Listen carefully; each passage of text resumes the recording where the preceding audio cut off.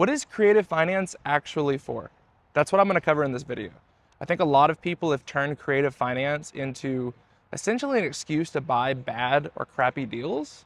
And they kind of put it into a box where it's like cash over here, you get it at a really good price, 70% minus repairs, that's great. For creative finance, we have to pay top dollar, we have to pay 100% of value. I've seen even people say, hey, for seller finance, your house is worth $100,000, I'm gonna offer you $140,000. Like, that's crazy. That's stupid. I don't do that. Now, am I saying that good terms can't make up for paying a higher price? Well, of course, like having a 0% seller finance deal, it can make sense to pay 80, 90, maybe 100% of what the property's worth because you're paying down the loan, you don't have interest, there's a lot of other things involved with that. You get the tax benefits, et cetera, right? But I think the issue is people don't see creative finance as another tool to be able to use even when it comes to buying houses that you would have bought with cash. So let me explain. And this has helped me a lot really in 2025, and going into 2026, one of the things that I'm going to be focusing more on is scaling our flipping business or our wholesaling business, picking up properties and just listing them as is without having to pay cash for every property, having to get hard money loans, having to raise a ton of private money. Do we have private money lenders that we love working with? Absolutely. I love the lenders that I work with. They're great. They're fantastic. But that doesn't mean I always want to pay 12% or 10% or whatever your number is. That also doesn't mean that I want to have to pay, 1 point, 2 points. Some lenders I've even seen like 2.5, 3 points. And for anybody who doesn't know what a point is, that's just a percent of the loan, so origination, right? So if you're paying 1 point on $200,000, that would be $2,000, right? It can get expensive quick. Now, what's cheaper and what's easier and what reduces your holding cost and what increases your profitability is learning to get houses at a deep discount like you would and you would pay cash, but just learn to ask for your creative terms. So, for example, I'll tell you about a house that we just got. It's a nice little flip right there they're doing.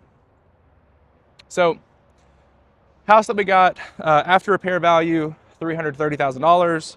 If you take 70% of that, minus it was $20,000 in repairs, you're looking at a max allowable offer of roughly, let's just say $210,000. When we went to the seller, they were a few days away from foreclosure.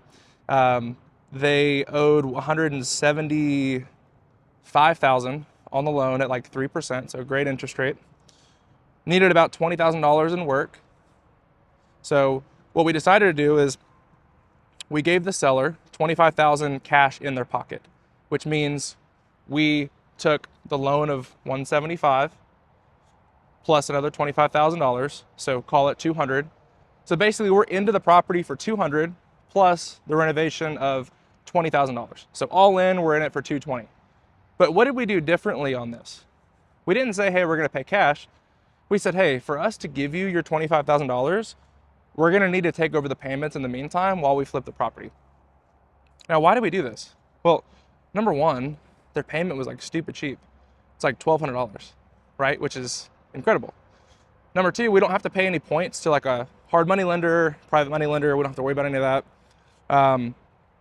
Got a great interest rate on it. And number three, we don't have to worry about like draws. We don't have to worry about like asking our lender like they're our father to like, please let us do something. Please, like we don't have to do any of that, right? Like we raised a little bit of private money for the renovation, made things super easy. And I'd highly recommend it. And the cool thing about this is you can do this over and over and over and over, and you can scale your flipping business because you don't have to raise $200,000-$300,000 each and every property.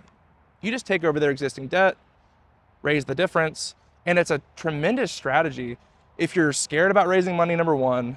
Two, you don't have access, or number three, maybe you're just kind of tired of dealing with hard money lenders, right? So I would highly recommend using this as a tool in your tool belt, not just to buy deals that are rentals, not just to buy deals at 100% of value, not just to buy deals that have a 2-3% interest rate and wrap.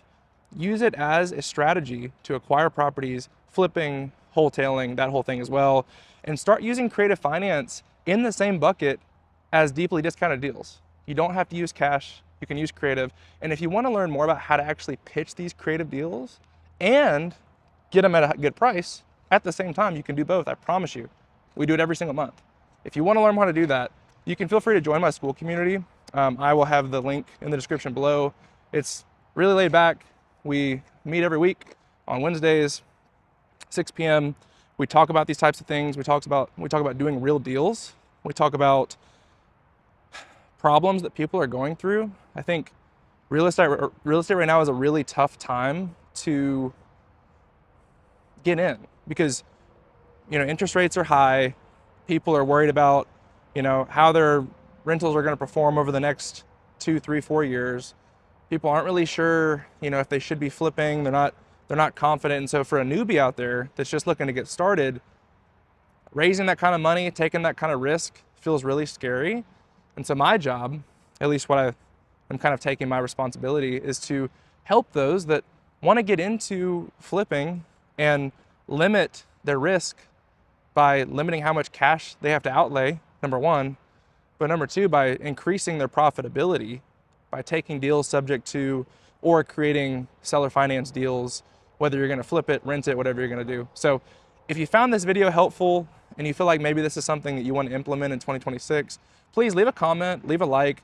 I'd love for you to subscribe as well. I'm trying to grow this thing and help as many people as possible to learn creative finance and learn to do it the right way. Thanks for watching the video.